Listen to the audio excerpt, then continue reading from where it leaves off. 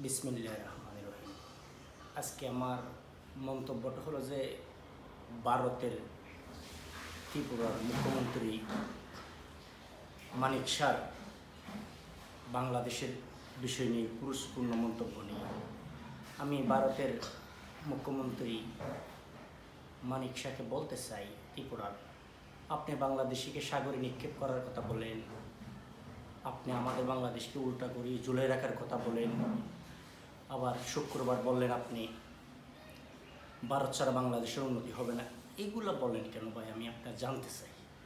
আপনি আমাদের স্বাধীনতার সাহায্য সময়ের কথা বলেন, আপনার কি ভুলে গেছেন স্বাধীনতার সময় আমাদের যে স্বাধীনতার নাম দিয়ে আমাদের দেশ থেকে এভরিডে $1 থেকে $1.5 বিলিয়ন লুট করছিলেন আপনারা? মানবতার দুখাই দিয়ে আমাদেরকে দিয়ে দুই দেশকে বিভক্ত করছেন, পশ্চিম পাকিস্তান, পূর্ব পাকিস্তান, অর্থাৎ বাংলাদেশ পাকিস্তানকে দুই ভাইকে যে ভিন্ন করে দিচ্ছেন, এটা কি আপনাদের জানা আছে?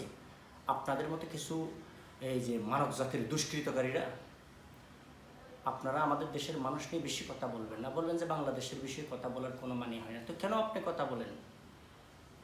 আপনি আমাদের দেশ নিয়ে কোনো কথা বলবেন না।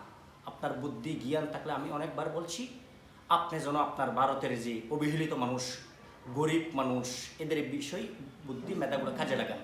আপনাদের দেশে কোনো 60% লোক বাথরুমে যাবে সেটাও জানে না, সেগুলোর দিকে মনোযোগ দেন। আপনাদের গর্বদ্বন্দ্ব এগুলো শেষ করেন। আপনাদের এখন পৃথিবীর এস্টিমেট অনুযায়ী 25% মানুষ গরিব আছে, 140 কোটি, 35 কোটি মানুষ গরিব আছে। এগুলোর ভবিষ্যৎ নিয়ে চিন্তা করেন। আপনারাকে তো আমরা দায়িত্ব দিনে বাংলাদেশ নিয়ে কথা বলার জন্য, আপনি কেন আমাদের দেশ নিয়ে কথা বলবেন? আর আপনি বলতে চাচ্ছেন যে বাংলাদেশ এভাবে চলতে পারে না। এই ব্যাপার, আমাদের দেশ কীভাবে চলবে না চলবে সেটা আমরাই ঠিক করব। তুই কে? সেটা তুই কি? তোর থেকে আমার শিখতে হবে।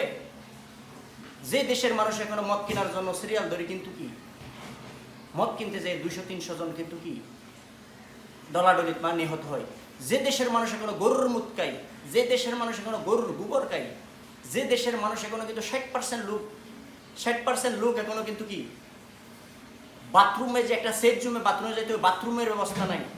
যে দেশের এখনো 25% মানুষ আন্তর্জাতিক এস্টিমেটে গরিব, মানবতার জীবনযাপন করে, বস্তি বসবাস করে।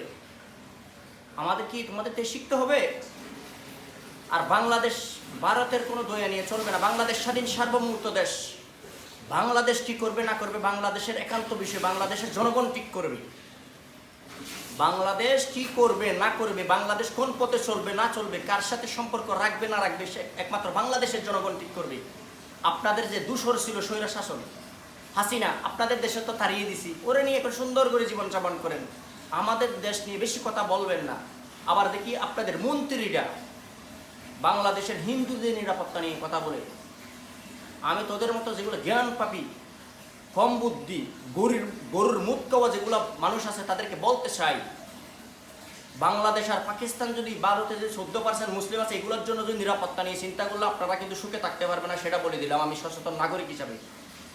আপনাদের থেকে শিকার মতো আমাদের কিছুই নেই। আপনারা একটা কিপরণ জাতি, একটা অসভ্য জাতি, যে জাতি এখন আধুনিক বিশ্বর পৃথিবী এত উন্নত হওয়ার পরে, টেকনোলজি সব কিছু এত উন্নত হওয়ার পরে গরুর গোবর খায়, গরুর মুত খায়,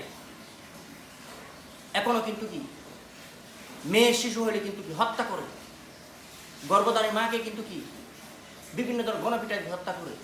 তাদের থেকে আমাদের শিখতে হবে। টেকনা পারতে তুলিয়া রুকসা থেকে পাথুরিয়া। চিন্তা করে দেখেন আমাদের দেশ আর আপনাদের দেশের ভিতর কম্পিটিশন করে দেখেন, কিন্তু ওরা কতটুকুই আগে।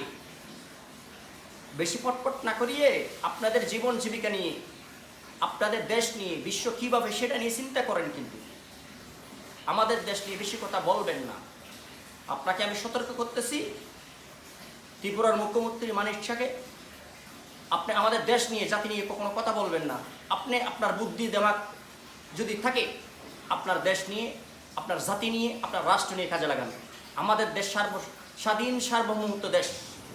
এই দেশ নিয়ে কথা বলার কোনো আপনার যোগ্যতা নাই। যোগ্যতা থাকতো যদি আপনার ভালো কোনো মতামত দিতেন, যোগ্যতা থাকতো। আপনাদের দেশ নিয়ে তো আমরা এত কিন্তু কী করি না, চুলকানি আমাদের উঠে না। আমাদের দেশ নিয়ে এত চুলকানি উঠে কেন? আপনাদের এত চুলকাই কেন? চুলকানি অ্যালার্জির ওষুধ খেয়েন। যদি ভারতে কোনো ভালো হাসপাতাল না থাকে, আমাদের দেশে আসেন, ভালো ডক্টর আছে, কিন্তু অ্যালার্জির কিন্তু ভালো ওষুধ খেয়েন। ভালো ডক্টর দেখাই রে ভালো শরীরে ট্রিটমেন্ট করেন, কিন্তু এত শুরু কেন না? অবৈধ সরকারকে কিন্তু বিভিন্ন প্রলোভন দিয়ে 17 বছর রাখছিলেন, দেখছেন? অবৈধ হয়ে গেল, কিন্তু আমাদের দেশের মানুষ এখন সচেতন। দেশ কীভাবে পরিচালনা করতে হবে, স্বৈর শাসন কীভাবে পতন করতে হবে, এই স্বাধীনতা কীভাবে রক্ষা করতে হবে, আমাদের যে আমরা বাঙালি জাতি, বীরের জাতি, সেটা আমরা আবার 2024 5 আগস্ট প্রমাণ করে দিছি। কিন্তু জুলাই 13 তারিখ থেকে 2024 5 আগস্টের ভিতরে কিন্তু 23 দিনে কিন্তু বিলুপ্ত করে দিয়ে 17 বছরের স্বৈর শাসন আমরা আবার প্রমাণ করে দিছি। কিন্তু সেজন্য আমাদেরকে বেশি বুদ্ধি দিয়ে না, যদি অতিরিক্ত বুদ্ধি মেধা আপনাদের প্রয়োজন পড়ে আপনাদের নিজেরার কাজে লাগান, ঠিক আছে? আর গরুর মুখ বেশি খাইয়েন না, গরুর মুখ খাওয়ার কোনো এখন সময় নাই। আধুনিক বিশ্ব আমার মতে এরকম, এই যে দেখেন ফ্রান্সের ইভেন্ট বানিয়ে খাইয়েন, তারপর ভালো ভালো কথা বলিয়েন। দেখেন ফ্রান্সের ইভেন্ট মানে দেখছেন, একটু দেখিয়েন মার্কেটটা কি, ফ্রান্সের ইভেন্ট পানি, এরকম ভালো পানি গান, জাতীয় বিশ্বাসের কাজে লাগান। স্বাধীন দেশ নিয়ে কথা বলবেন না, পাকিস্তান নিয়েও কথা বলবেন না, পাকিস্তান আমাদের ভাই। আপনাদের মতো কিছু মানব জাতির ক্যান্সারের জন্য আজকে আমাদের দুই ভাই বিভক্ত করে কিন্তু দুইটা দেশের ভিতরে একটা দ্বন্দ্ব সৃষ্টি করে দিচ্ছেন। এই দ্বন্দ্বর কিন্তু মূল কালসাপ কিন্তু আপনারা।